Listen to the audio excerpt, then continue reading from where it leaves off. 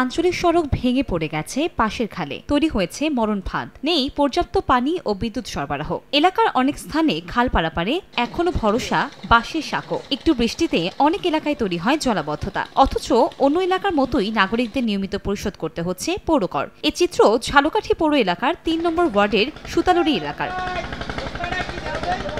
স্থানীয়দের অভিযোগ, গত ১৫ বছরে অজানা কারণে বন্ধ ছিল সব ধরনের উন্নয়ন প্রকল্প। এতে জনজীবনে নেমে আসে চরম ভোগান্তি। আমরা পৌরসভার ভিতরে থাইকেও মনে করেন পৌরসভার যেসব সুযোগ সুবিধা পাওয়ার কথা, পানি পাওয়ার কথা, সাপ্লাই লাইন পাওয়ার কথা, এভরিথিং সব সুযোগ সুবিধা থেকে আমরা বঞ্চিত বললেই চলে। একটা লোক অসুস্থ হলে আমরা হাসপাতালে যে অ্যাম্বুলেন্স যোগে নিব সেই রকমের কোনো রাস্তাঘাট নেই।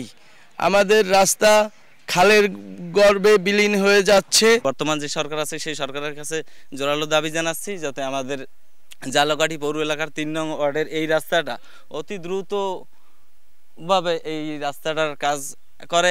নাগরিক ভোগান্তি দূর করতে বিভিন্ন প্রকল্প নেওয়া হচ্ছে বলে জানিয়েছে পৌর কর্তৃপক্ষ। দ্বিতীয় এলাকার কাজগুলো যাতে বাস্তবায়ন হয় সে বিষয়ে প্রশাসক স্যার পদক্ষেপ গ্রহণ করেছে এবং আমরা আশা করি যে খুবই অল্প সময়ের মধ্যে দ্বিতীয় এলাকার যে কাজগুলো, যে উন্নয়ন প্রকল্প হাতে নিয়েছে সেগুলো বাস্তবায়ন হবে।